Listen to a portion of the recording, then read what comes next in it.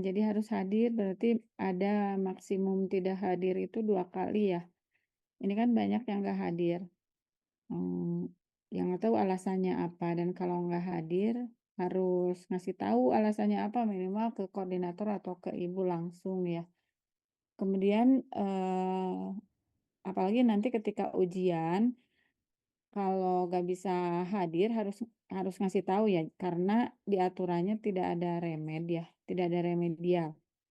Kecuali untuk yang, eee, berhalangannya itu yang memang tidak bisa dihindari ya, misalnya sakit gitu ya, tiba-tiba sakit atau apa, dan itu pun harus memberitahu ya. Jadi kalau tidak memberitahu tidak ada, remedial. Dan persentase penilaian yang lainnya juga udah disosialisasikan ya. Nah, yang bagian ibu untuk menjelaskan elektrometri ini, di antaranya, konduktometri ya kalau nggak salah, kemudian elektrografimetri, kemudian pendahuluan voltametri, eee, dan elektroanalisis secara umum. Kalau Bu Santi sudah menjelaskan yang ini belum? Yang pendahuluan analisis instrumen, yang metode adisi standar, kemudian, standar internal, standar eksternal, udah belum? Sudah, Bu. Sudah ya? Berarti yang ini udah, eee, ini analisis kualitas ini sih mereview aja, tapi, nggak apa-apa ini aja ya, Ibu review sebentar.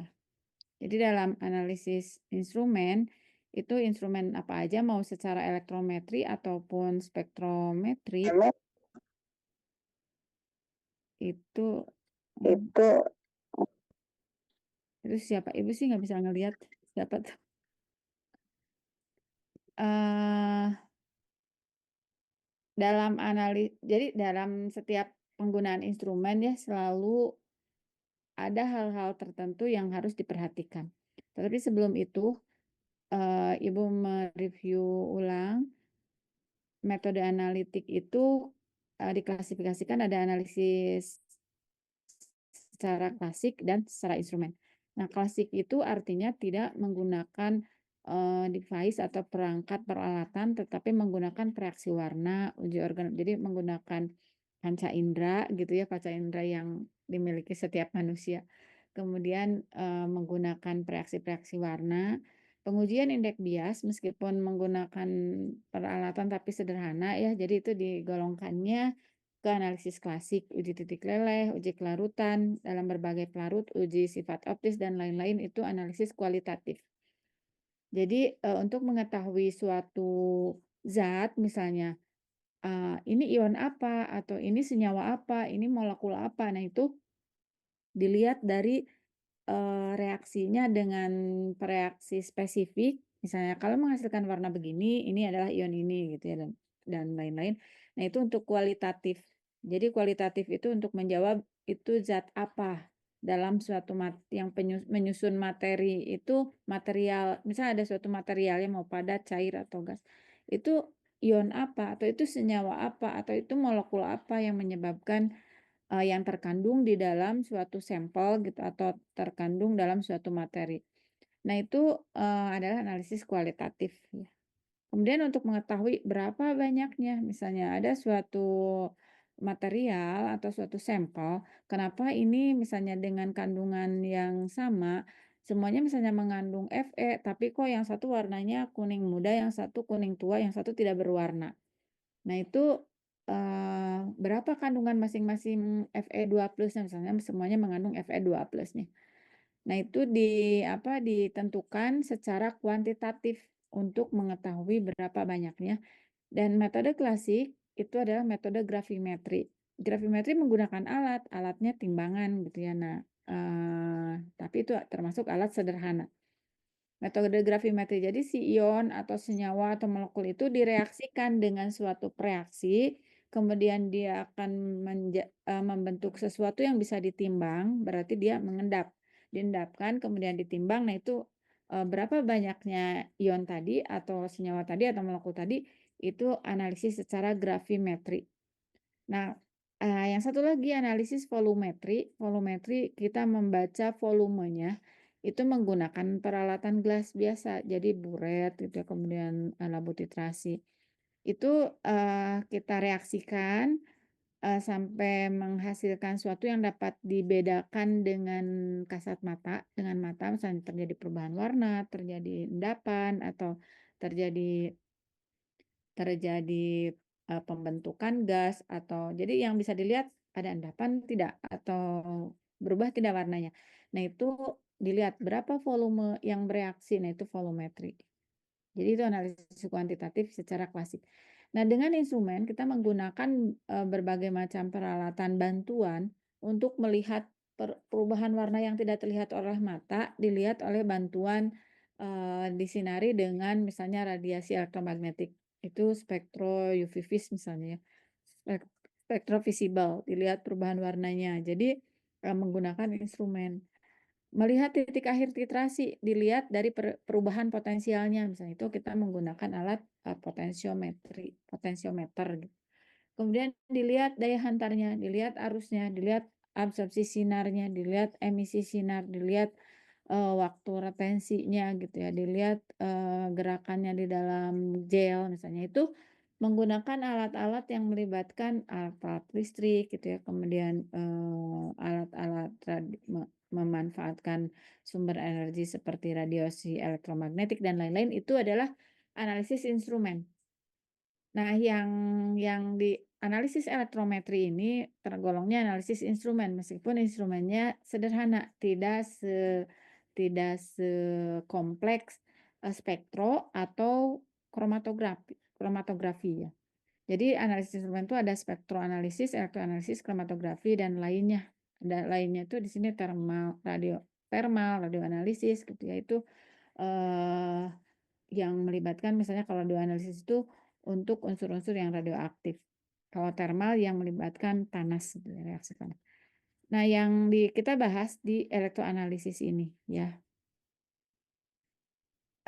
Respon kalau ini kan analisis instrumen secara umum ya, respon pengukurannya kalau misalnya tadi spektro ya, absorbansi, intensitas sinar. Kalau elektroanalisis potensial, arus gitu.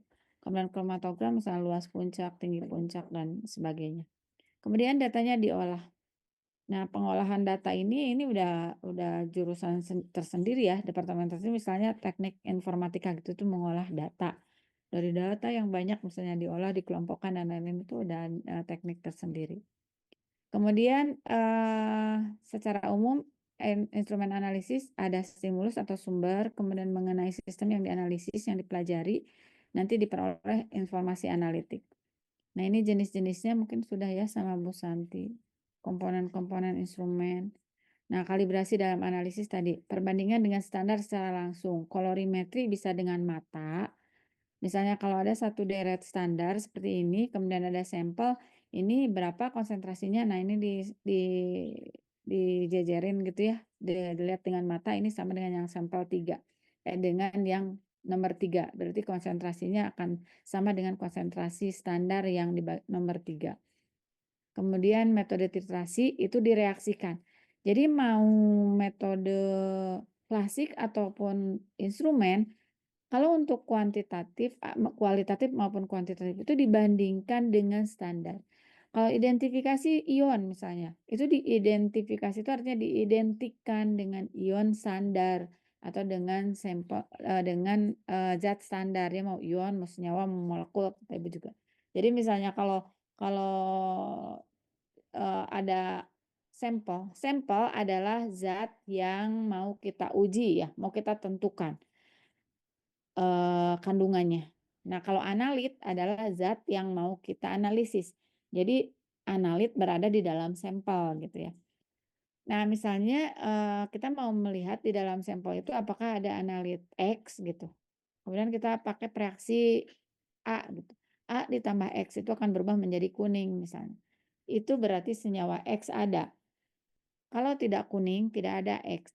Nah, kenapa tahu misalnya kalau X itu kuning? Karena zat standar X kalau ditambah A itu akan kuning. Nah, seperti itu ya. Jadi harus selalu ada zat standar. Zat standarnya kalau kolorimetri dilihat kalau pakai mata tadi dibandingkan. Kalau pakai spektro dibandingkan dengan spektrum. Misalnya kalau spektro visible kan melihat warna juga. Nah, warnanya itu diserap, diabsorpsi gitu. Nah, yang diabsorpsi oleh warna kuning adalah misalnya pada panjang gelombang 250 pada panjang gelombang 450. Nah, kalau ada senyawa yang menyerap panjang gelombang 450 itu berarti senyawa senyawa X misalnya gitu. Jadi, apa namanya, dibandingkan dengan standar. Kalau kolorimetri tadi dibandingkan. Nah, bisa juga standar itu direaksikan dengan analit. Misalnya setelah bereaksi menyebabkan warna atau tidak berwarna, tapi kita tambahkan zat lain sebagai indikator, kalau indikator berubah misalnya itu menunjukkan si zat X tadi sudah bereaksi sempurna dengan, zat A gitu ya, reaksi yang tadi. Nah itu direaksikan langsung itu namanya metode titrasi ya. Ini juga perbandingan kimia dibandingkan dengan standar sama. Jadi, dibandingkan tapi dengan cara direaksikan. Jadi ada yang tadi dilihat saja, ada yang direaksikan. Nah, kemudian, untuk mengkalibrasi ada standar eksternal, ada standar internal, ada adisi standar yang tadi kata Ibu.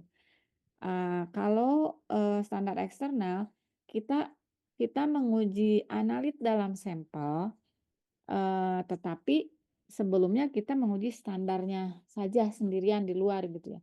Misalnya tadi, kalau zat X dengan pelarut air ditambah zat A akan berwarna kuning atau akan menyerap panjang gelombang sekian, itu standar. Standar itu akan berwarna kuning misalnya kalau konsentrasinya 1 ppm.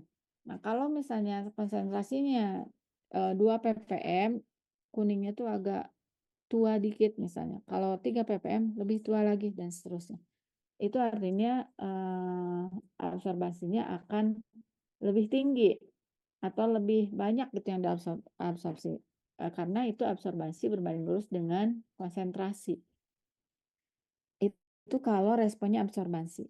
Kalau misalnya, potensial, kalau 1 ppm menghasilkan potensial sekian.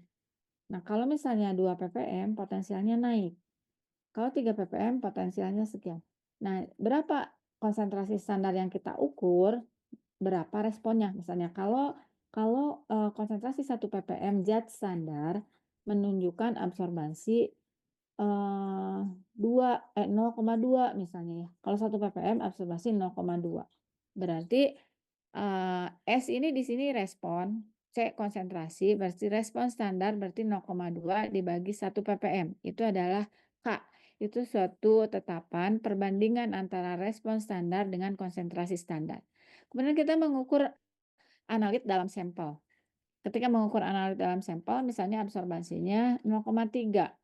Pertanyaannya berapa konsentrasi, pada panjang gelombang yang sama ya, karena tadi, zatnya sama yang mau kita analisis. Berarti berapa CA? Nah, CA itu adalah 0,3 per K, tadi perbandingan standar.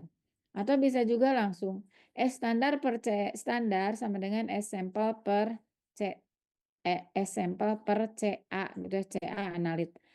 Bisa juga perkalian silang seperti itu. Nah, ini dikatakan standar eksternal karena standar yang kita ukur itu di pelarut air misalnya ya. Sedangkan sampel, analit di dalam sampel yang mungkin pelarutnya beda ya, bukan air, mungkin minyak, mungkin air limbah gitu yang banyak zat lain, ada matriks, sampel gitu.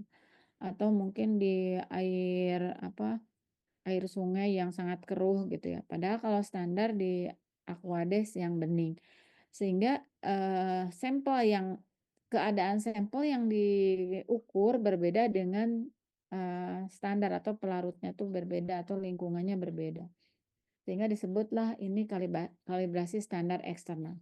Ini akan valid kalau, matriks sampel tidak mengganggu. Jadi misalnya kita mengukur zat X, dengan pelarut air 1 ppm, ukur gitu ya responnya sekian.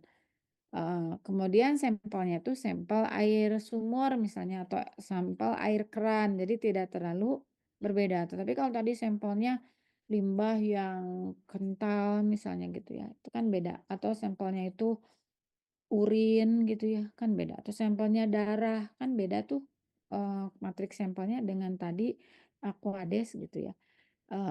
Jadi kalibrasi standar eksternal ini akan mendekati nilainya atau akan valid kalau matriks sampelnya valid gitu ya. Nah ini jika kita mengukur standarnya satu saja, misal 1 ppm berapa responnya, 1 ppm standar berapa responnya.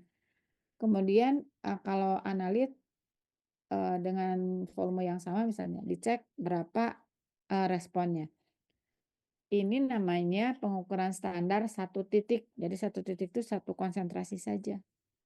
Jadi ini ada contoh, suatu larutan mengandung Pb2+ dianalisis secara voltametri misalnya ya, ini karena ini elektroanalisisnya contohnya voltametri.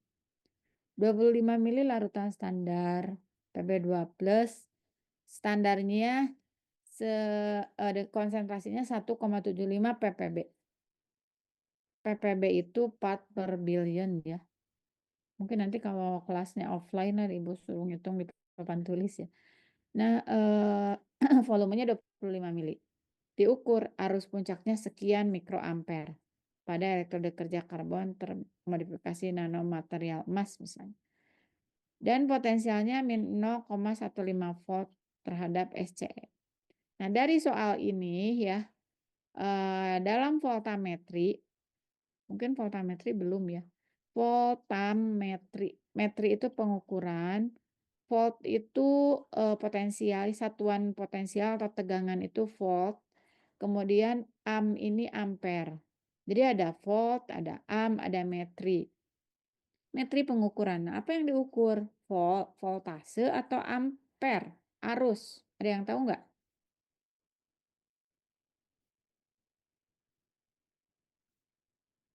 Halo? Ada yang tahu nggak kalau dalam voltametri yang diukur arus atau po potensial?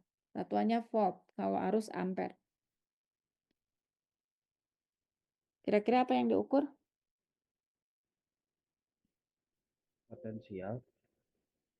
Nah, kalau potensial, kalau potensiometri apa tuh? Kan udah ya potensiometri udah dibahas sama Bu Santi. Potensiometri, metri pengukuran, potensio apa tuh? Beda potensial, Bu. Beda potensial. Berarti kan kalau pengukuran potensial tuh potensiometri ya. Iya. Jadi kalau voltametri untuk mengukur arus listrik.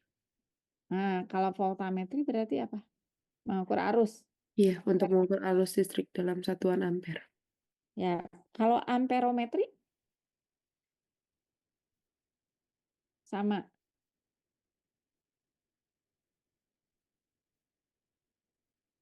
Sama dengan voltametri, mana ya? Saya nggak pernah dengar sih, Bu, amperometri. Oh, ya udah sekarang dengar ya.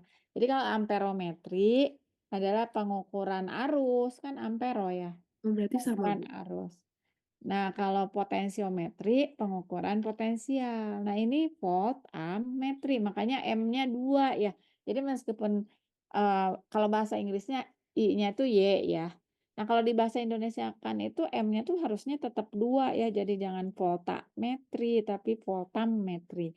Nah, kalau voltametri pengukuran volta nggak ada. Pengukuran volta ada juga sel volta. Nah, kalau voltam M-nya 2 berarti ini tuh ada akar katanya tuh volt dan am ya. Jadi mungkin next ya setelah ini. Ini mah Ibu untuk menerjemahkan soal dulu tapi memang voltametrinya belum diterangkan ya. Berarti sebelum mengerjakan contoh soal ini, Ibu jelaskan dulu pendahuluan elektroanalisis ya. Tapi ini soalnya udah dikerjakan belum? Dari Bu Santi udah pernah dikasih soal ini?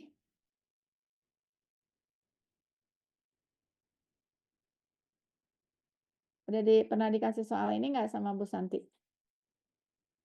Kalau spesifik soal ini belum sih, Bu. Tapi ngukur standar eksternal ini udah? Hmm. Udah pernah belum mengukur standar eksternal, metode standar eksternal, atau mengukur metode standar internal atau adisi standar, udah pernah belum?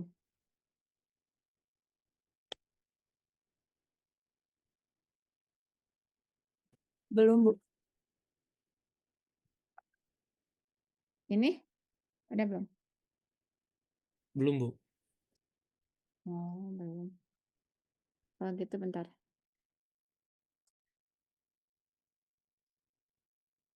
Terus sebelum itu nih Ibu elektroanalisis dulu ya. Bentar, mana sih elektroanalisis?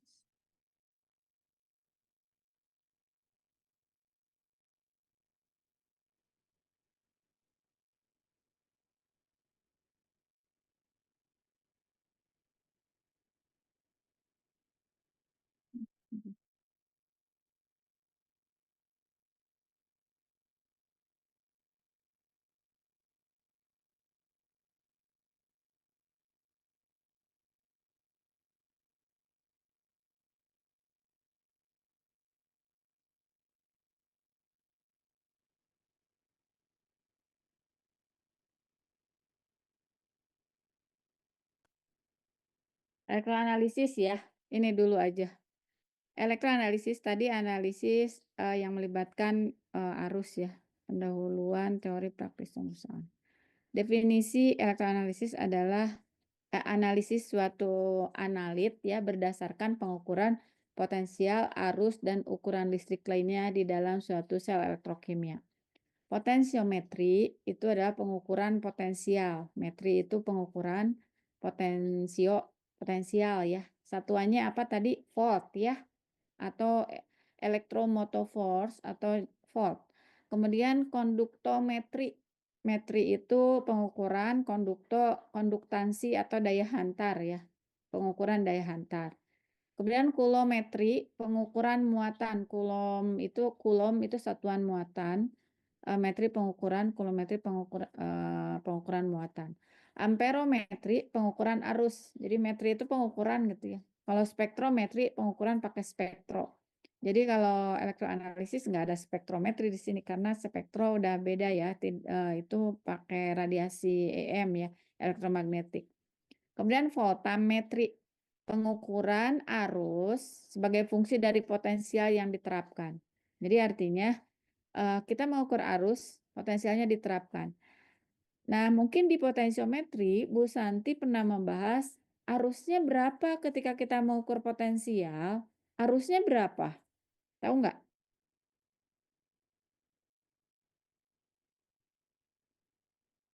Pada misalnya Bu Santi menjelaskan tentang titrasi potensiometri atau mengukur pH pakai pH meter gitu ya atau mengukur pakai elektroda ion selektif.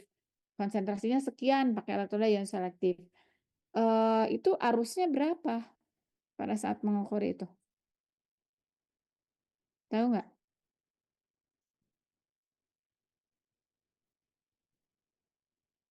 Ada yang tahu?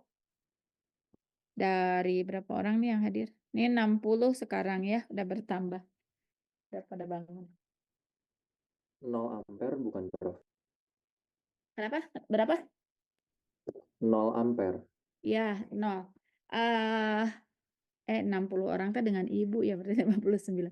Iya, berarti pada waktu kita mengukur potensial, arus itu seminimal mungkin, hampir 0. Jadi nggak ada arus. Jadi potensiometri itu reaksinya spontan. Kalau dalam sel elektrokimia itu kan ada yang reaksinya spontan, ada yang tidak spontan. Jadi spontan itu reaksi kimia menghasilkan energi seperti dalam baterai itu ya sel Daniell, sel Volta itu reaksinya spontan. Nah, kalau misalnya reaksinya kita paksakan supaya ke arah yang sebaliknya, misalnya gini, ketika kita mencelupkan eh, logam seng, kita pernah lihat ya logam seng suka dipakai atap-atap rumah tuh seng bisa digunting itu seng karena tipis misalnya karena yang dipakai atap rumah digunting. Terus dicelupkan ke larutan asam misalnya ya atau ke larutan Cu sulfat, kita punya larutan Cu sulfat, terus punya logam seng, larutan Cu sulfatnya ditambah asam gitu ya, ya ada asamnya, ada HNO3-nya misalnya atau ada suasana asam lah. Dicelupkan si seng tadi, kira-kira larut tidak logam seng? Digunting sedikit, masukkan tuh ke larutan Cu sulfat. Sengnya akan larut tidak? Larut, Bu. Ya, larut. Mungkin apa namanya itu? Nggak tahu gitu karena kita nggak percobaan gitu ya. Tapi kalau supaya tahu pasti ya kita percobaan misalnya di lab atau lagi praktikum 1A mungkin dilakukan ya reaksi redoks. Digunting, nah itu akan larut si si logam seng tadi. Nah, tapi kalau misalnya kebalikannya, kita punya larutan seng sulfat ZnSO4 ya, berarti larutan dalam air. Larutan dalam suasana asam juga. Kita ngegunting logam Cu tahu ya, apa namanya tuh? Logam Cu tuh isi kabel. Jadi kalau kabel itu kita kelupas, nah itu ada warna merah. Nah itu tuh Cu kita gunting, kita masukkan tuh ke larutan seng sulfat. Larut tidak kalau Cu di dalam seng sulfat? Nah, misalnya nggak tahu karena nggak percobaan. Kalau ingin tahu ya percobaan. Tapi secara teori kita akan tahu kenapa? Karena sudah dideretkan oleh Volta. Jadi Volta itu menderetkan ini logam-logam, ion-ion logam ya dari kiri ke kanan tuh ada disebut deret Volta. Misalnya ada tuh urutannya lah kalau lagi SMA dulu di SMP mungkinnya diafalin tuh deret Volta. Makin ke kanan itu makin mudah tereduksi. Jadi di tengah-tengahnya ada hidrogen. Nah, itu kalau deret Volta. Kalau misalnya di tabel di setiap buku textbook kimia biasanya di belakangnya suka ada tabel potensial reduksi standar. Nah, itu kalau tabel dari atas ke bawah. Yang paling dari atas paling mudah tereduksi, ke bawah paling mudah teroksidasi. Nah, Cu itu letaknya kalau di deret Volta lebih kanan daripada seng. Kalau di tabel dia lebih atas daripada Zn. Artinya Cu lebih mudah tereduksi dibanding Zn. Zn lebih mudah teroksidasi. Jadi kalau tadi logam seng dimasukkan dalam suasana asam ke dalam Cu sulfat, seng itu akan teroksidasi. Zn menjadi Zn2+. Zn2+ artinya larut kan, berarti dia membentuk jadi ion. Larut ke dalam larutan tadi. Kalau Cu dia lebih mudah tereduksi dibanding Zn. Jadi Cu nggak akan berubah jadi Cu2+ gitu ya dalam kondisi itu. Jadi tanpa percobaan kita udah tahu gitu secara teori karena ada orang udah menderetkan, udah menabelkan gitu. Nah, itu apa namanya tuh yang spontan. Reaksi itu akan spontan, seng Zn itu akan spontan teroksidasi menjadi Zn2+ ketika ada larutan Cu2+ dalam suasana asam. Nah, itu spontan. Akan menghasilkan berapa tuh ketika Zn teroksidasi itu? Kalau kita ingin mengukur berapa volt yang dihasilkan ketika seng itu teroksidasi. Ya, kalau dicelupkan langsung tadi nggak akan bisa ngukurnya gitu ya. Untuk bisa ngukur kita pisahkan menjadi 2 tabung. Tabung 1 berisi seng sulfat, tabung 1 lagi berisi Cu sulfat. Dicelupkan logam masing-masing. Zn ke Zn sulfat, Cu ke Cu sulfat. Nah, itu kemudian dihubungkan dengan kawat. Kemudian di tengahnya ditaruh voltmeter untuk mengukur potensial atau mengukur elektromotor supaya bisa terlihat berapa elektron yang dilepaskan ketika Zn teroksidasi menjadi Zn2+ ke dalam larutan. Nah, itu diukur sekian volt gitu. Nah, itu potensiometri, kita mengukur potensial. Nah, banyaknya voltase tadi, banyaknya potensial tadi sebanding dengan konsentrasi Zn karena itu menurut NERS di persamaan NERS bahwa potensial sel itu berbanding lurus dengan konsentrasi si zat yang mengalami reaksi reduksi oksidasi tadi, ya. Jadi itu potensiometri. Arusnya berapa? 0. Reaksinya spontan. Nah, kalau konduktometri kita mengukur daya hantar. Itu mengukur banyaknya ion-ion elektrolit yang menghantarkan listrik. Berarti kalau ion-ion bisa ion positif, bisa ion negatif. Ya, dua-duanya di dalam suatu wadah tertentu, berarti dalam volume tertentu berapa banyaknya ion positif dan negatifnya. Nah, itu diukur daya hantarnya. Daya hantar atau konduktansi akan berbanding lurus dengan banyaknya ion tadi, ion positif dan negatif. Nah, itu konduktometri ya. Konduktometri juga arusnya diabaikan gitu. Kemudian kolumetri. Kalau kolumetri muatan. Nah, berapa ini arusnya? Nah, kalau muatan itu diukur untuk sel yang tidak spontan gitu. Kalau misalnya tadi kita mencelupkan Cu ke dalam Zn sulfat itu Cu tidak bereaksi atau tidak teroksidasi, nah tapi kita ingin melarutkan Cu, ini gimana gitu ya? Bisa nggak caranya? Si Cu itu ingin larut dan si sengnya tadi ingin mengendap. Berarti kita harus memaksa reaksi yang kita inginkan. Reaksi yang terjadi kan sebenarnya tadi Zn menjadi Zn2+. Kalau Cu2+ menjadi Cu. Itu kan dalam larutan tidak ada Cu2+. Nah, tapi kita kekeh gitu ya, kita ingin melarutkan Cu2+ dengan memaksa supaya Zn-nya yang mengalami reduksi. Zn2+-nya menjadi Zn. Nah, itu bisa dilakukan dengan cara kita memberikan energi. Kita melakukan semacam reaksi ke arah sebaliknya gitu, itu namanya elektrolisis. Jadi kalau reaksi spontan seperti sel Daniell, sel Volta itu kan reaksinya spontan aja terjadi ya. Siapa yang lebih tereduksi dia akan tereduksi, siapa yang mudah teroksidasi dia akan teroksidasi.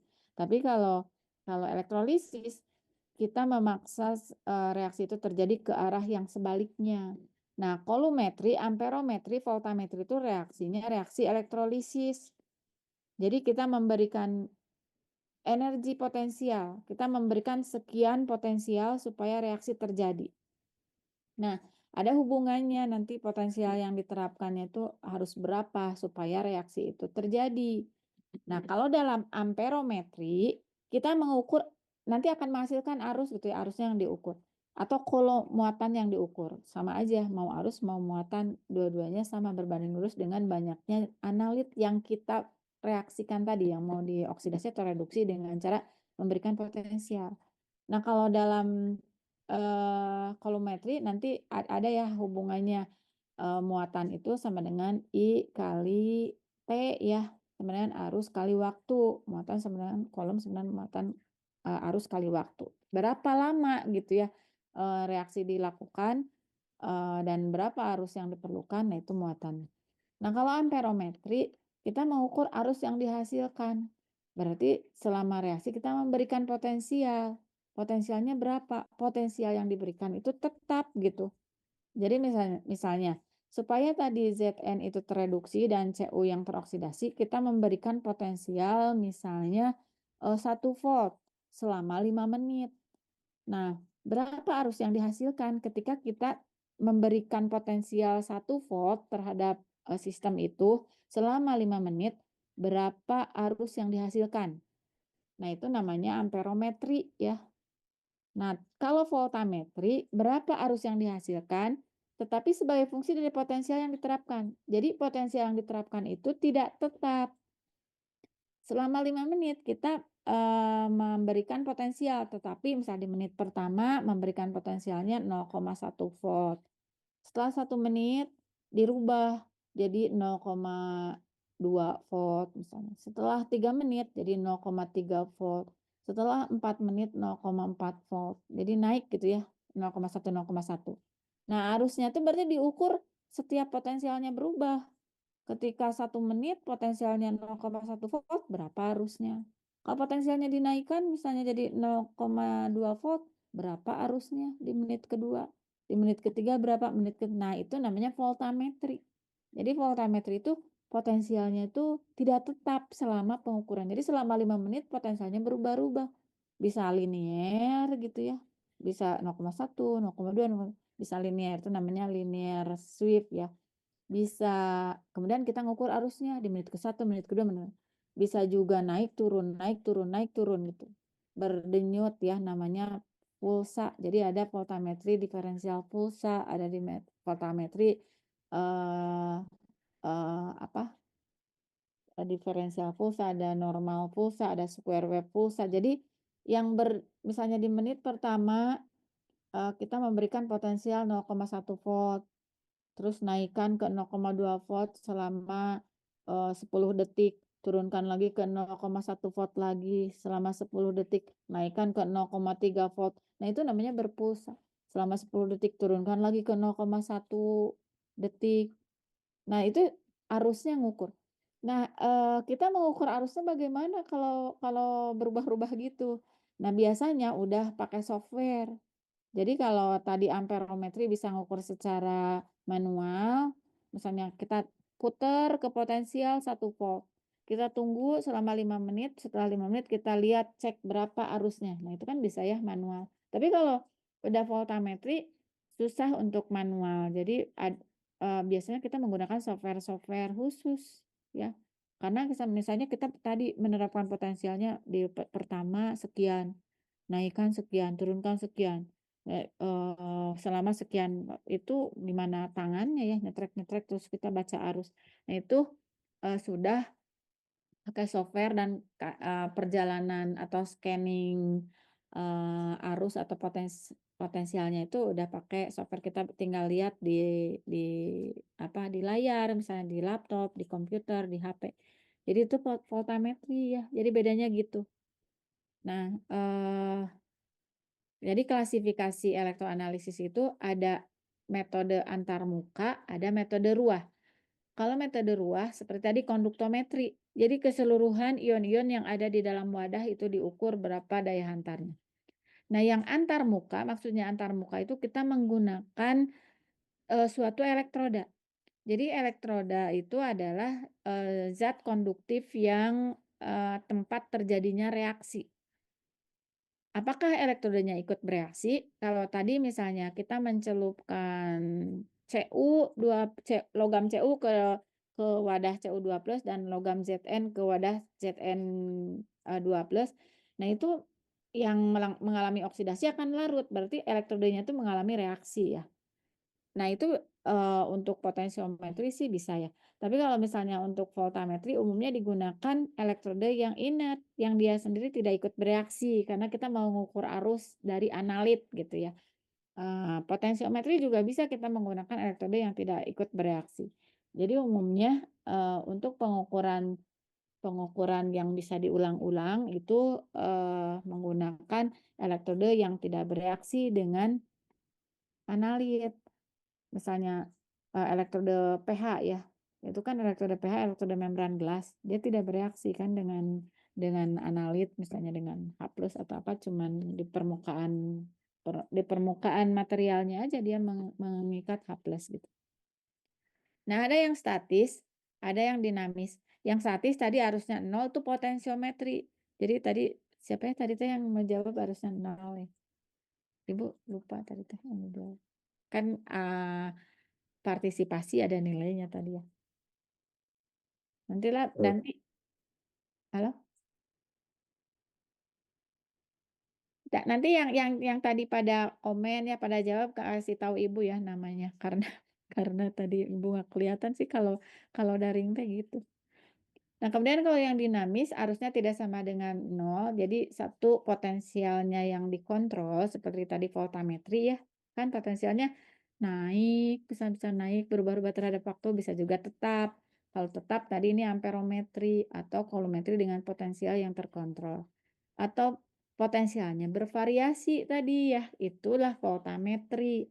Nah, voltametri itu ada yang larutannya tuh dengan pengadukan, ada yang larutannya tidak dengan pengadukan.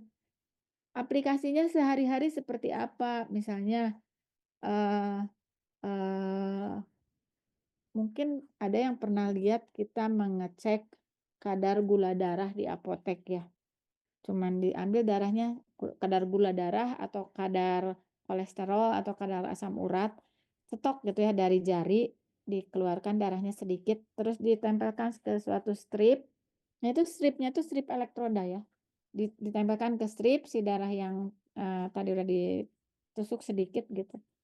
Tempelkan ke strip, kemudian si strip itu dimasukkan ke pengukur, pengukurnya juga kecil ya, lebih kecil dari HP. Nanti di layarnya langsung kebaca sekian tuh konsentrasi asam uratnya. Nah itu tuh aplikasi dari elektroanalisis.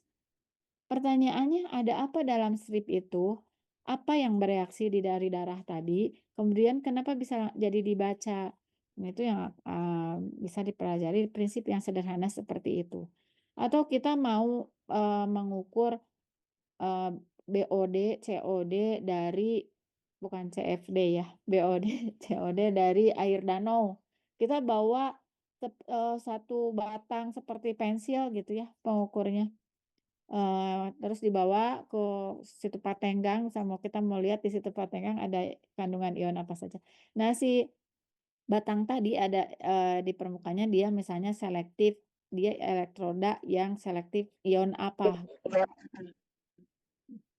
Nah, kemudian diambil sampel di tempat tengahnya itu ke dalam suatu wadah ya, misalnya ke gelas kimia. Kemudian dicelupkan si apa, si seperti pensil tadi, kan ada kabelnya gitu dibaca di alat pembaca, oh sekian nih konsentrasi ion apa atau BOD-nya sekian atau COD-nya sekian.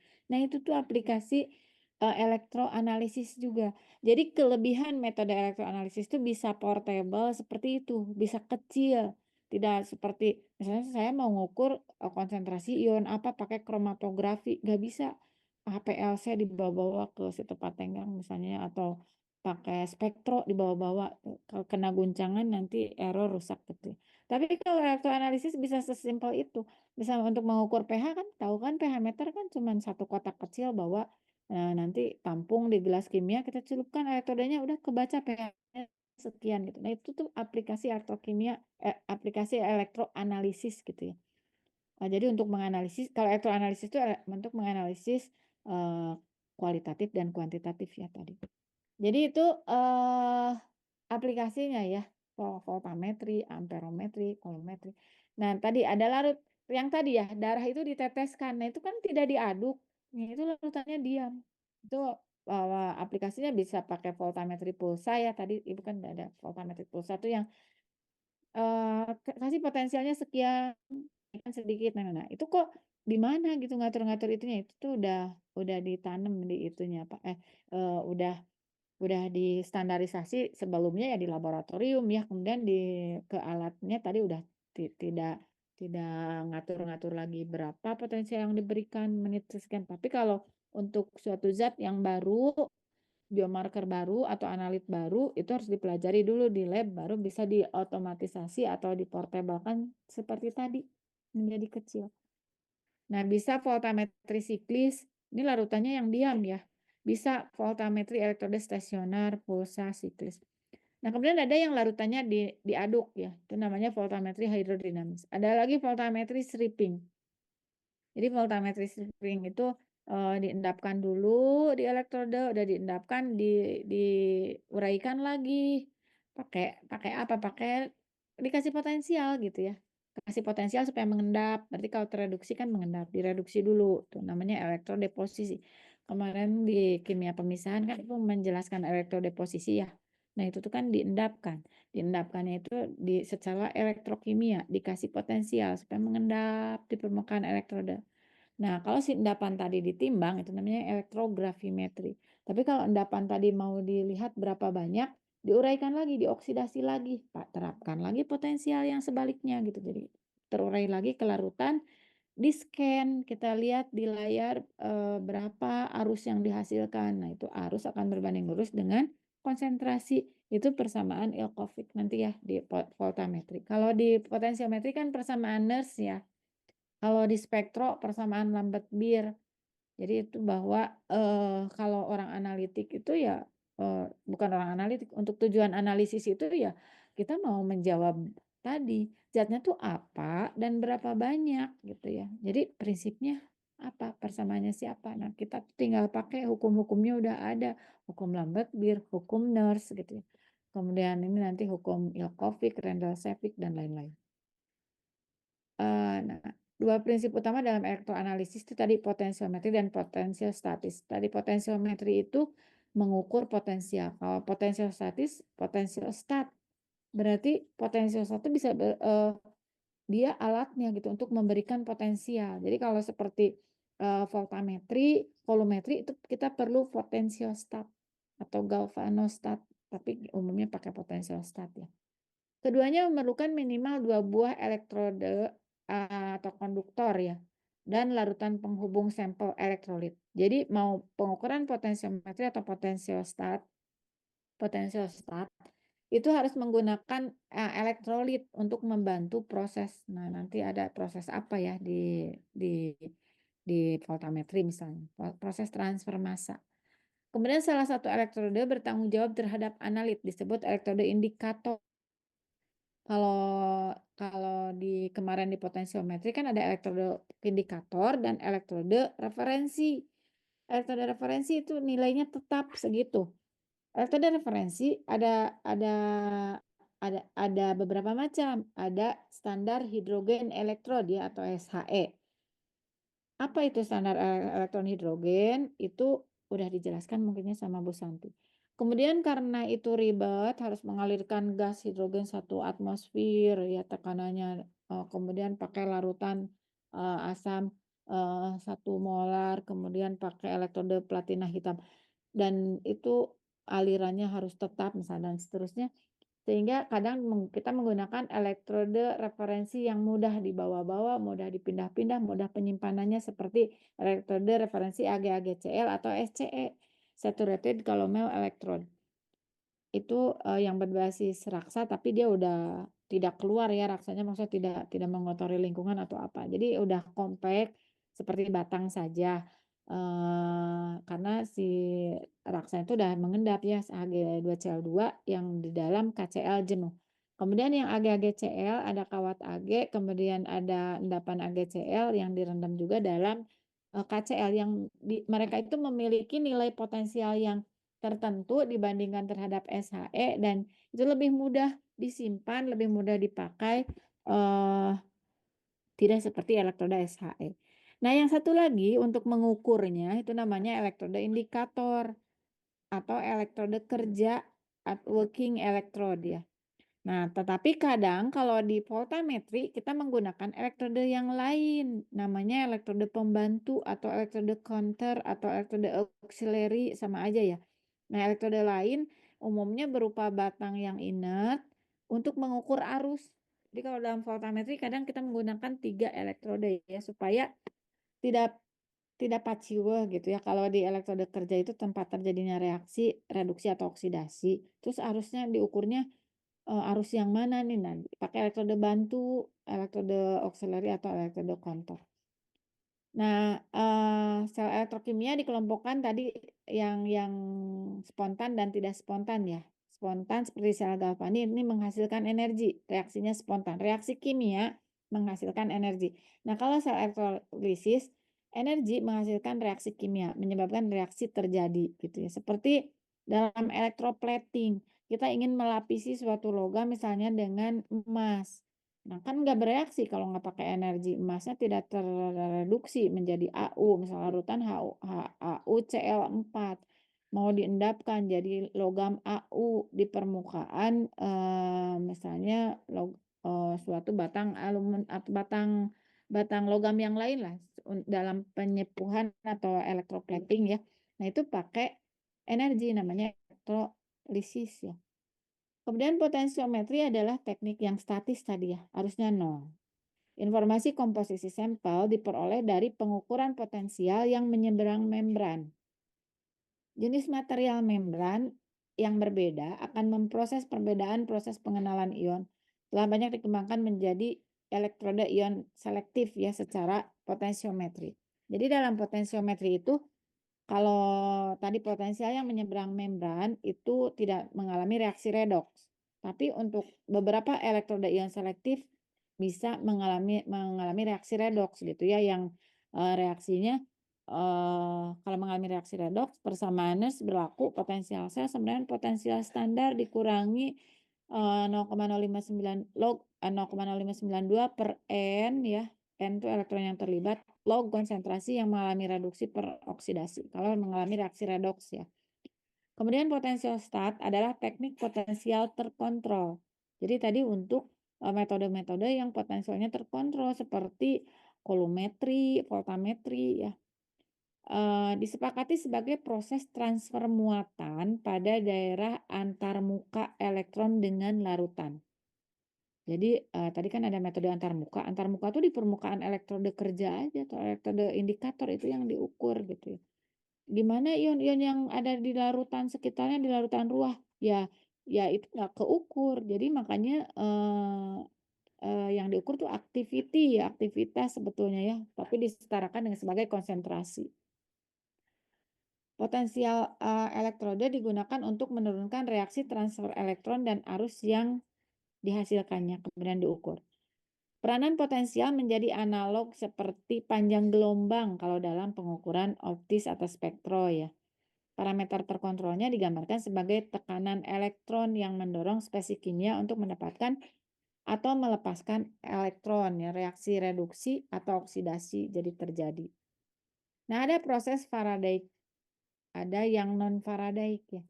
Dalam elektroanalisis potensial terkontrol, mengukur respon arus yang berkaitan dengan konsentrasi analit target itu akan dimonitor selama reaksi redoks terjadi. Ini tadi kan persamaan energi ini ya. Potensial sel sama dengan potensial reduksi standar. Ini kalau dimasukkan nilai R, T, N, F-nya, nilai bilangan Faraday, ini menjadi 0,0592 per N ya. Lalu konsentrasi yang mengalami oksidasi produksi, ini kalau plus, kalau min, ini reduksi peroksidasi. Nah, arus yang dihasilkan karena perubahan Bilox itu disebut arus Faraday karena mengikuti hukum Faraday. Jadi arus yang dihasilkan oleh satu mol zat yang melibatkan 96.500 Coulomb. Nah, arus Faraday merupakan ukuran langsung laju reaksi redoks. Plot antara arus dan potensial ini disebut voltamogram. Arusnya sumbu Y, sumbu X-nya potensial. Arus total adalah penjumlahan arus Faraday sampel dan larutan Blanco. Arus larutan Blanco merupakan arus non-Faraday. Itu jadi arus total. Nah, arus analit yang mana? Arus analit adalah arus Faraday tadi ya. Jadi merupakan ukuran langsung dari laju reaksi redoks yang disebabkan oleh transfer elektron ini ya. Jadi yang berkorelasi langsung dengan konsentrasi analit adalah arus Faraday. Arus non Faraday adalah arus Blanco atau arus latar belakang atau background current ya, background arus latar belakang atau charging current atau arus pemuatan. Nah, teorinya ini elektrode. Yang ke permukaan elektrode itu kita kan yang diukur yang di permukaan elektrode arusnya itu. Ini di larutan ruah. Prosesnya tuh oleh ahli kimia fisik ya. Ini dipelajari setiap tahapnya.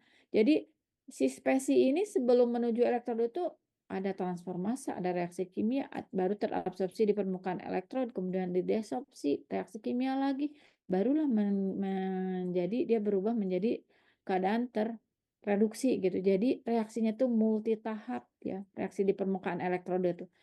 Nah, teknik voltametri siklis itu adalah teknik untuk mempelajari bagaimana sih mekanisme reaksi di permukaan elektrode itu sebenarnya gitu sampai keluarlah teori gini, tahapan reaksinya itu seperti ini, reaksi elektrokimia dulu, kemudian reaksi kimia itu tuh berbeda ya. Nah, ini jadi kalau proses Faraday dengan non Faraday, non Faraday itu dalam penyimpanan ion storage ya, penyimpanan ion. Jadi akan nempel terus di permukaan. Kalau arus Faraday dia akan lepas lagi gitu. Kemudian terjadi mekanisme bagaimana si spesies kimia menempel atau bisa menempel ke antarmuka. Jadi antarmuka ini di permukaan elektrode ya. Bagaimana dia bisa menempel ke antarmuka? Itu ada 3 mekanisme. Ada difusi, migrasi, konveksi. Jadi migrasi itu adalah gerakan atau pergerakan spesi dari daerah yang konsentrasinya tinggi ke daerah yang konsentrasinya rendah. Contohnya ya, kalau kita punya larutan gula aja manis ya. Kemudian ke dalam larutan gula itu kita mencelupkan sendok ya. Sendok. Terus sendoknya kita angkat, kita jilat, sendoknya manis kan. Nah, kenapa manis? Karena ada difusi pergerakan spesi senyawa gula tadi dari larutan ruah yang konsentrasi gulanya tinggi ke permukaan sendok yang konsentrasinya rendah bahkan tidak ada awalnya. Jadi itu gerakan difusi. Jadi proses difusi terhadap permukaan elektroda itu sudah suatu keniscayaan pasti ada. Tapi apakah itu mewakili konsentrasi gula yang di permukaan sendok tadi? Ya sebetulnya mewakili. Kalau misalnya konsentrasi gulanya sedikit, pas sendoknya diangkat kita jilat manisnya ya agak manis gitu. Kalau gulanya pekat misalnya ketika kita mencelupkan sendok pas dijilat manis banget misalnya gitu. Nah, itu berarti kan konsentrasi oleh lidah. Tapi berapa persis konsentrasinya yaitu pakai alat tadi ya, pakai voltametri atau pakai potensiometri. Kemudian yang kedua proses migrasi. Nah, proses migrasi ini adalah pergerakan ion karena pengaruh medan listrik. Jadi kalau elektroda bermuatan negatif, maka ion yang lebih positif akan lebih bergerak ke permukaan elektroda yang negatif. Kalau positif, dia akan bergerak ke yang negatif. Itu sebaliknya. Nah, makanya di pengukuran secara elektroanalisis kita perlu elektrolit. Elektrolit itu untuk membantu proses migrasi ini. Jadi harus selalu ada elektrolitnya minimal air ya, air juga elektrolit tapi elektrolit lemah. Apa namanya itu jadi ada pelarutnya gitu. Kemudian yang ketiga proses konveksi. Ini pergerakan spesi karena mekanis pengadukan atau elektrodenya yang bergerak. Nah, ini konveksi ini tadi yang dinamik ya, hidrodinamik atau voltametri dinamik tadi yang larutannya diaduk. Jadi itu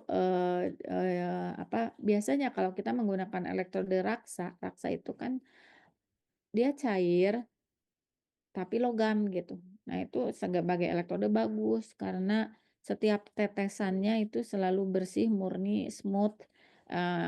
Spesi itu akan langsung bergerak ke situ dan biasanya larutannya tuh harus diaduk. Nah, tetapi sekarang jarang digunakan karena elektrode raksa itu tidak ramah lingkungan ya, beracun.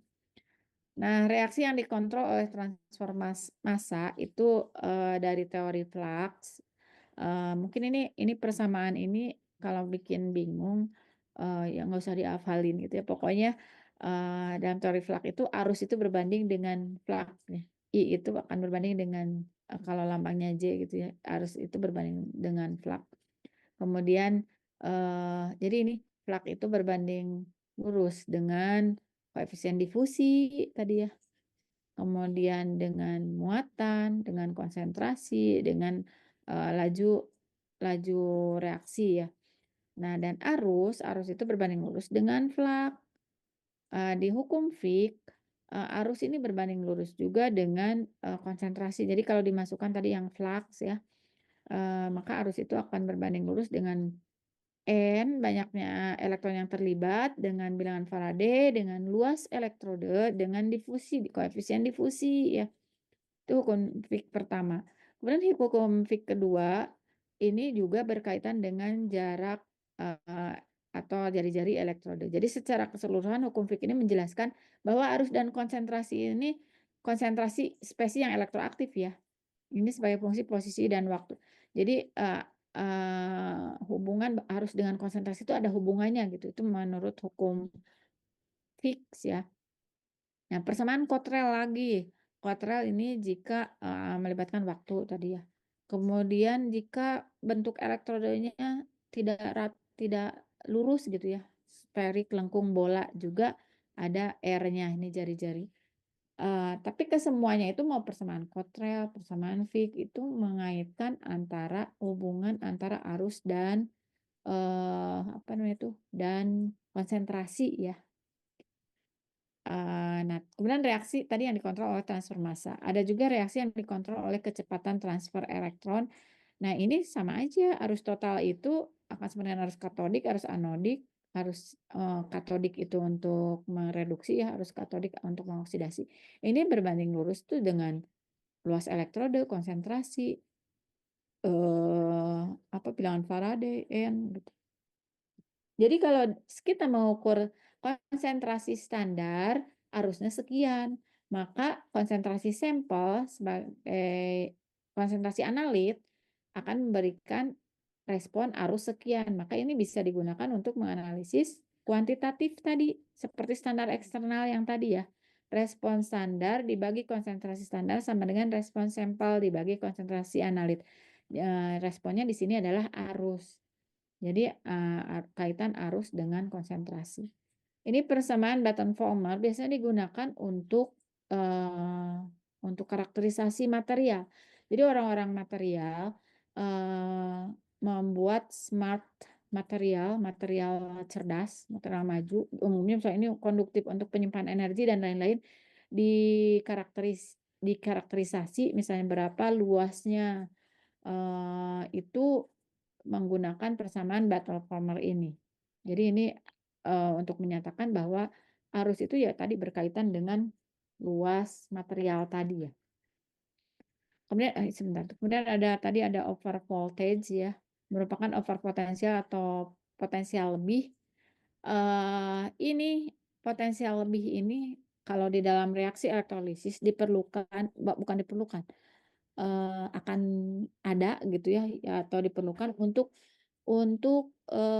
membalik reaksi. Misalnya tadi, kalau Zn akan teroksidasi menjadi Zn2+ dan Cu tereduksi menjadi Cu2+ tereduksi menjadi Cu, itu secara spontan akan menghasilkan potensial berapa jika masing-masing konsentrasinya 1 molar. Konsentrasi Cu sulfat 1 molar, Zn sulfat 1 molar. Kemudian itu akan terjadi reaksi spontan, elektron mengalir dari Zn ke Cu tereduksi. Nah, itu berapa banyaknya elektron masing-masing dalam keadaan 1 molar ya.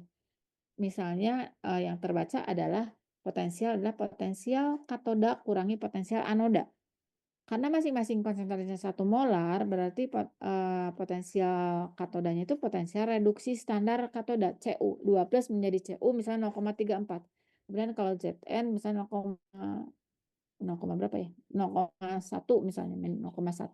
Sehingga potensial sel itu 0,34 min 0,1, berarti 0,4 misalnya gitu ya.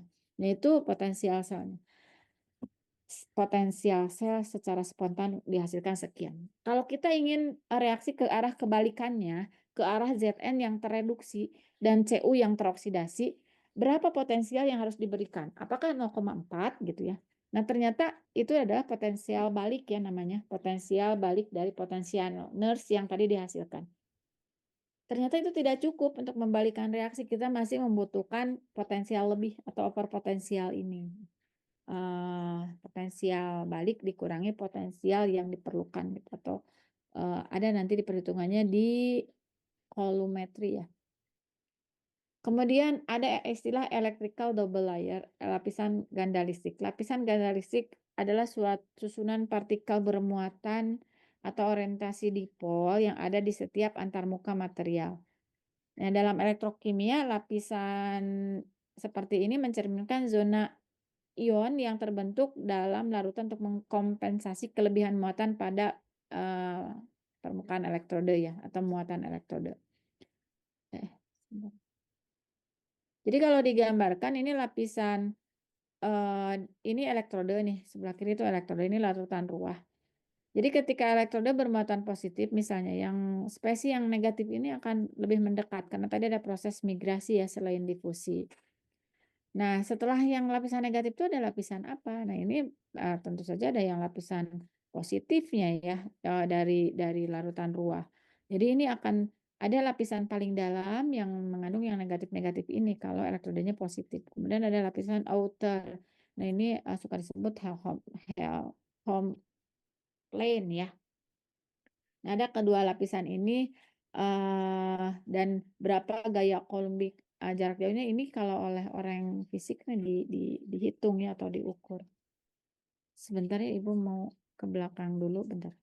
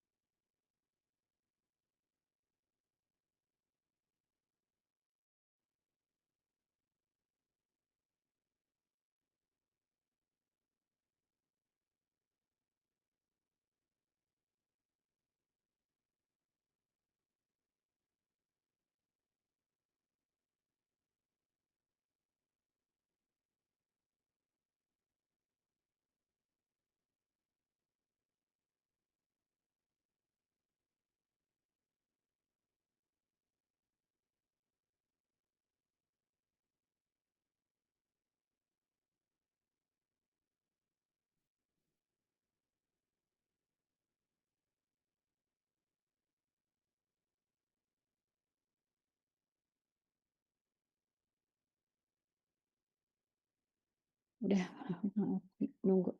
Kemudian lapisan luar. Jadi ini teorinya ya. Bisa dilanjutkan minggu depan ya.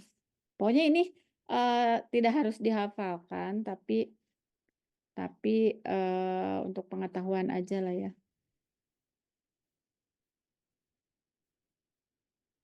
Percobaan elektroanalisis. Ada teknik kesetimbangan untuk potensiometri, amperometri ya. Ini tadi potensiometri kan harusnya 0, kalau amperometri potensialnya tetap. Ada keadaan steady state tadi untuk yang berubah-ubah tadi ya, yang voltametri. Kemudian ada yang teknik berdasarkan waktu. Jadi ada juga amperometri tapi diukurnya di menit ke-1, menit ke-2, menit ke-3 gitu. Jadi berdasarkan waktu. Ada kronokolometri mengukur muatan berdasarkan waktu, kronopotensiometri mengukur potensial berdasarkan waktu. Desain sel elektrokimia, umumnya kalau dalam potensiometri 2 ya elektrodenya tadi elektrode reference dan elektrode indikator. Tetapi kalau di dalam voltametri, dalam sistem potensiostat, umumnya menggunakan 3 elektrode. Jadi ada elektrode kerja, elektrode counter, dan elektrode referensi. Jadi ini apa namanya rangkaian listriknya ya kalau orang elektro ngerti untuk elektrode reference seperti apa, jembatan Winston-nya. Kalau elektrode kerja seperti apa dan elektrode bantu seperti apa. Nah, gunanya elektrode bantu ini tadi untuk mengukur arus dari analit ya, reaksi analit. Dan ini jaraknya tidak boleh berjauh-jauhan karena jarak aja ini nanti ada akan menyebabkan hambatan tertentu ya atau potensial tertentu. Ada liquid junction juga ya, ada potensial liquid junction.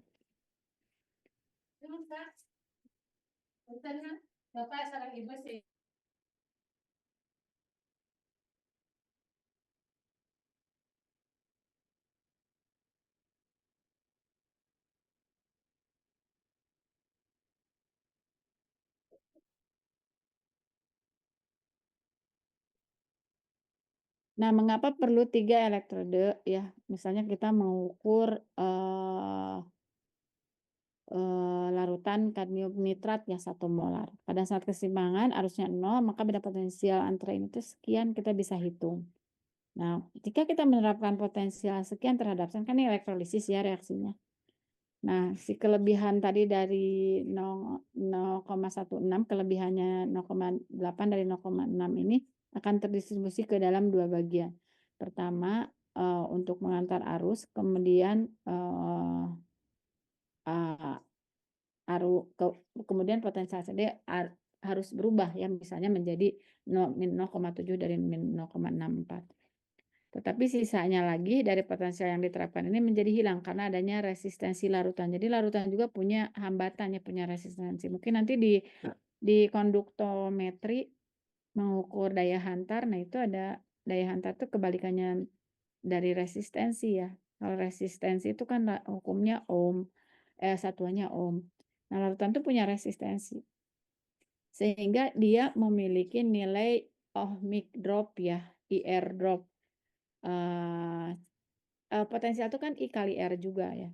Nah, kemudian kita berpikir kita menerapkan potensial up itu potensial yang diterapkan di apply ya terhadap elektroda CD, tetapi kenyataannya ada ini, dia dikurangi IR tadi ya atau ohmic drop, sehingga akan ada kesulitan pengukuran arus dan potensial secara bersamaan. Jadi ada ya jadi tidak ya bisa jadi ada error gitu ya. Sehingga diperlukanlah elektroda ketiga untuk memastikan bahwa arus itu tidak mengalir melalui elektroda referensi.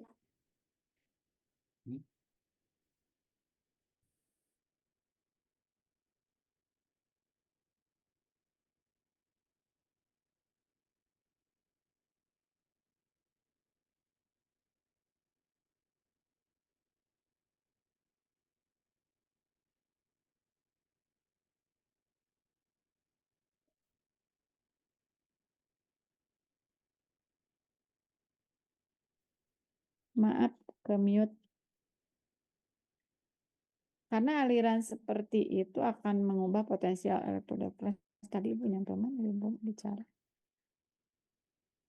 Jadi umumnya elektroda bantu ukurannya lebih besar dari elektroda kerja atau elektroda referensi ya, supaya bisa menangkap arus yang tadi dihasilkan dari analit ya. Jadi ini gambarnya. Supaya meminimalisir IR drop ya. Kemudian elektroda kerja ini secara umum ya, ada juga yang ukurannya mikro, ada yang kayak tadi ya strip untuk mengukur glukosa darah atau mengukur kolesterol atau asam urat tadi itu kecil sekali gitu ya. Dan itu pokoknya bisa menangkap analit dan kemudian bisa mentransfer elektron gitu ya. Contoh elektroda kerja, elektroda raksa nih merkuri. Raksa seperti Ibu katakan tadi dia logam tapi cair. Jadi ini raksa. Jadi ada kapiler yang bisa diukur, tetesnya itu ingin besar, ingin kecil gitu. Kemudian ada elektrode padat seperti ini. Jadi misalnya ini elektrodenya emas gitu ya. Atau platina, tapi ini kawatnya itu kawat konduktif biasa. Kemudian dibungkus oleh teflon misalnya supaya isolator ya. Jadi yang konduktornya yang ini kecil. Atau ini karbon grafit yang berbasis apa namanya itu. Jadi elektroda itu umumnya logam yang inert tadi ya. Kalau dalam voltametri terutama, kalau nggak platina emas. Kemudian ada yang bukan logam, itu karbon. Nah, kenapa karbon itu konduktif? Nah, mungkin di anorganik udah dipelajari ya, itu baca lagi. Kemudian ada juga elektroda yang kayak ini seperti di print ya, print electrode. Ini umumnya disposable, tidak ada juga yang bisa digunakan kembali dicuci gitu ya. Nah, dalam satu plat ini seperti tadi yang ditetesi darah ya untuk mengukur asam urat atau apa tuh sebenarnya ada 3 elektroda seperti ini. Jadi di dalam stripnya tuh ada elektrode kerja, elektrode pembanding, dan elektrode kantor ya. Nah, elektrode kantor tadi umumnya lebih besar ya ukurannya tadi untuk mengukur arus dari analit. Elektrode pembanding udah kali ya dibahas sama Bu Santi. Contoh elektrode pembanding nih SHE, SCE, AgCl. Guna larutan elektrolit tadi gunanya untuk membantu proses migrasi ya. Troubleshooting dalam percobaan elektroanalisis, apakah ada respon yang lain, bisa respon interference pengganggu, apakah betul atau arus latar belakang gitu ya, atau belangko atau pengotor gitu. Jadi ini yang dimaksud deret potensial standar ya, dari atas ke bawah atau dari bawah ke atas nih kalau hidrogen disepakati 0. Jadi makin kalau di tabel makin ke atas makin mudah tereduksi, makin ke bawah makin mudah teroksidasi. Kalau di deret volta tadi makin ke kanan makin mudah tereduksi. Jadi dari bawah ke atas gitu dibikin, jadi ini dari kiri, bawah nih kiri, dan ini paling kanan dari hidrogen ya. Kok banyak ya ini tuh. Potensiometri ini udah ya sama Bu Santi. Voltametri general nanti akan dibahas tersendiri ya, voltametri minggu depan aja ya, voltametri minggu depan. Nah, untuk pertemuan kali ini, oh Ibu lupa ya, jadi harus membuat ringkasan ya, ringkasannya dikumpulkan di live, ringkasan yang dibahas hari ini, dan soal ya sebentar ini nih.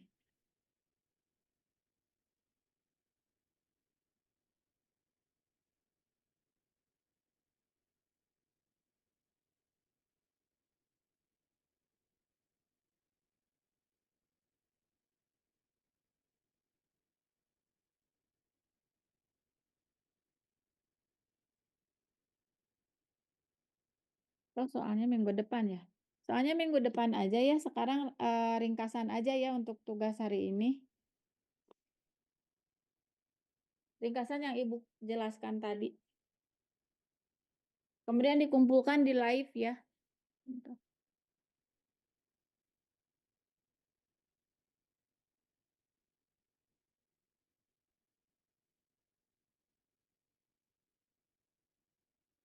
Ada yang mau bertanya enggak?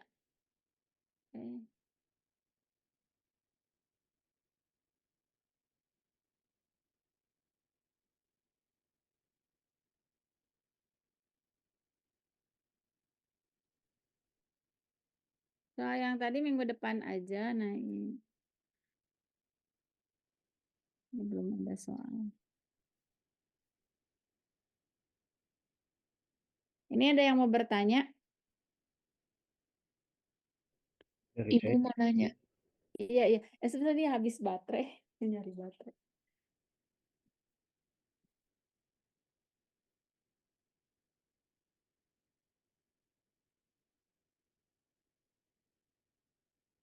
Ya, silakan. Buat rangkumannya ditulis atau diketik, Bu? Ditulis aja ya, terus di-scan. Oh, baik, Ibu. Dikumpulkan di live, tapi Ibu belum bikin halaman di live-nya nanti. Tapi mengumpulkannya harus hari ini ya. Absensi sudah Ibu bikin di siat, di pacis ya. Yang hadir hari ini nggak absen. Jadi ditulis tangan ya. Terus ada lagi?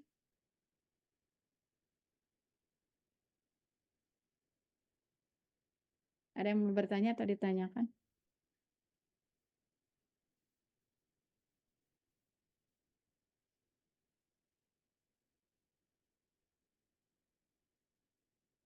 Tidak ada.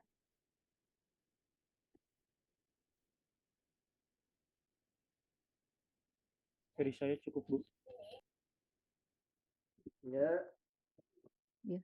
Ini ada 62 ya, berarti 62 dengan Ibu. Jangan lupa isi absen ya. Di Pacis. Kalau tidak ada yang bertanya berarti cukup sekian ya kita. Oh ya, minggu depan kan libur ya. Terus masuk lagi kan minggu depannya lagi. Minggu depannya lagi ya. Iya benar ya. Minggu depannya lagi tanggal 8 ya. Tanggal 8 itu hari Kamis. Bentar.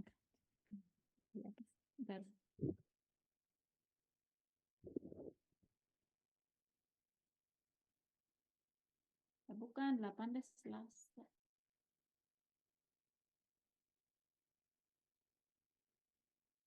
Tanggal 8 Selasa masuk tanggal 8 ya. Berarti Bu. kuliah tanggal 9. Tapi kan ada halal bihalal. Tanggal 9 ada halal bihalal. Kemudian tanggal 11. Nah, apa kuliahnya untuk minggu depan itu ganti hari gitu? Yang tanggal 9, yang Rabu. Gimana ya? Itu nanti dibicarakan nanti ya. Dibicarakan lagi. Kalau yang Jumat kan nggak masalah. Kalau yang Rabu tuh bisa di hari Jumat nggak?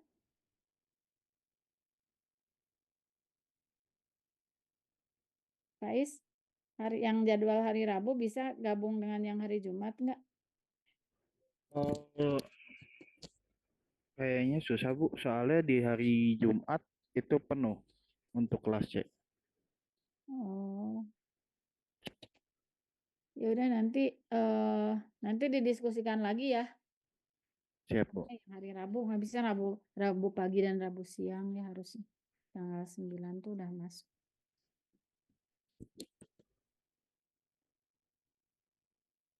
Absennya sudah ditutup. Ini kata oleh absennya sudah. Nanti Ibu buka lagi absennya sampai jam 12.30 ya. Jadi sekarang absennya. Ada yang sudah absen? Saya sudah, Bu. Saya sudah. Oh yaudah Ibu buka sampai jam 12 ya bentar. Yaudah ya, kalau tidak ada yang ditanyakan lagi cukup sekian. Nanti Ibu hubungi Faiz ya untuk kuliah berikutnya. Assalamualaikum warahmatullahi wabarakatuh. Selamat siang, Sadayana.